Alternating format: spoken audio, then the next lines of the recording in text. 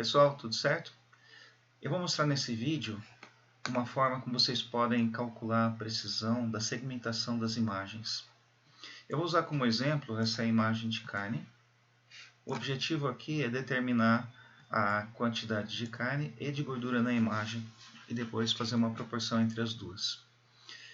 Para saber se a segmentação do programa de vocês é boa ou não, vocês precisam de uma imagem de referência.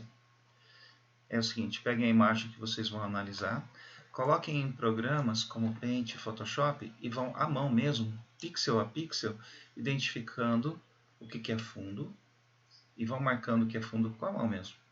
O que é a carne, vão marcando em vermelho. O que é a gordura,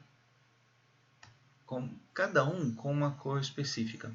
Vocês conseguem uma precisão muito alta e vejam que muitas vezes essas carnes passam por inspetores, que são humanos. Então, a análise que vocês estão fazendo provavelmente vai ser muito boa se fizerem ela cuidadosamente.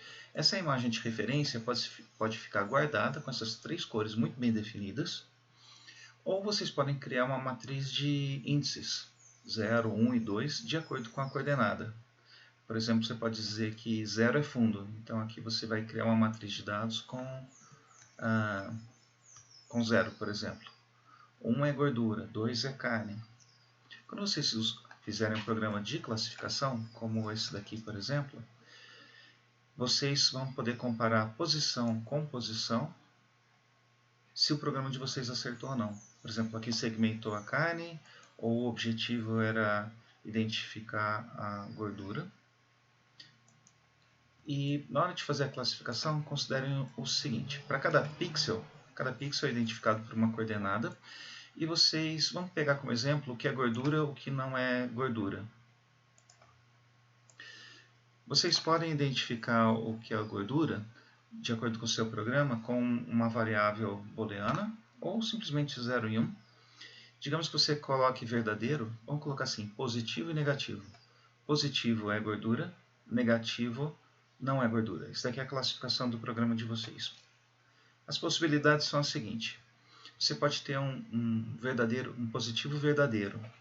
Significa que você disse que era positivo, realmente é gordura.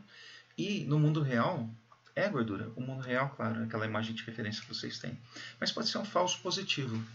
Falso positivo é você disse que era gordura, você disse que é positivo, mas não era.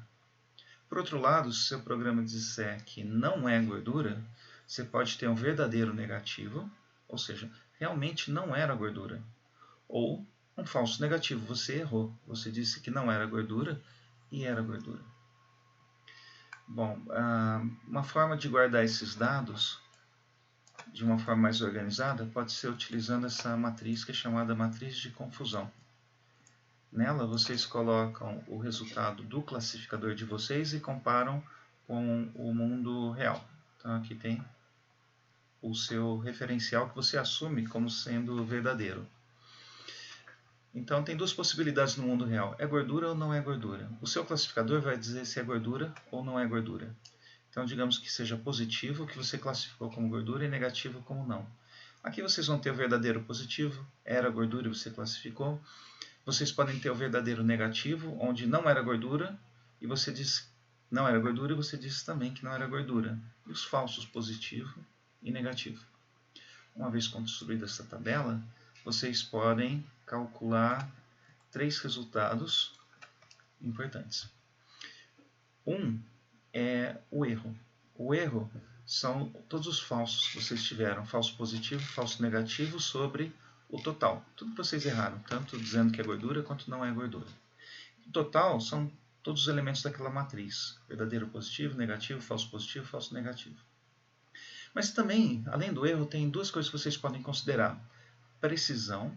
Precisão são os verdadeiros positivos dividido pelos verdadeiros positivos mais os falsos positivos. Então aqui você tem a precisão da sua classificação. E tem também a acurácia, também conhecido como exatidão, que vai somar os verdadeiros positivos com os verdadeiros negativos. E vai dizer para vocês o total. Para entender a diferença entre precisão e acurácia, vocês podem considerar tiro ao alvo, por exemplo. É um problema clássico. Digamos que vocês tenham um alvo vocês podem observar 4 possibilidades. É uma forma simples de entender a diferença entre precisão e acurácia. Tá meio bagunçado aqui, mas só para vocês terem uma ideia. Então vocês têm precisão. A precisão ocorre quando vocês têm uma dispersão pequena. Então, se você tirou o alvo, um exemplo seria você ter tiros muito próximos, arco e flecha, por exemplo. Eles são muito próximos. Eles podem estar fora do alvo ou eles podem estar no alvo. Nos dois casos, vocês têm boa precisão. Boa precisão e boa precisão. A precisão é ruim quando você tem os pontos muito dispersos. Já a acurácia está relacionada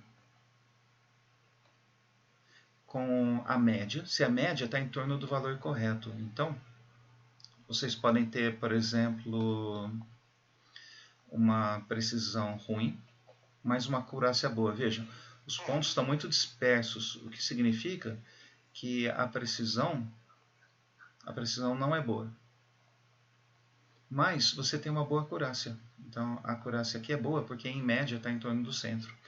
Aqui, a acurácia é ruim.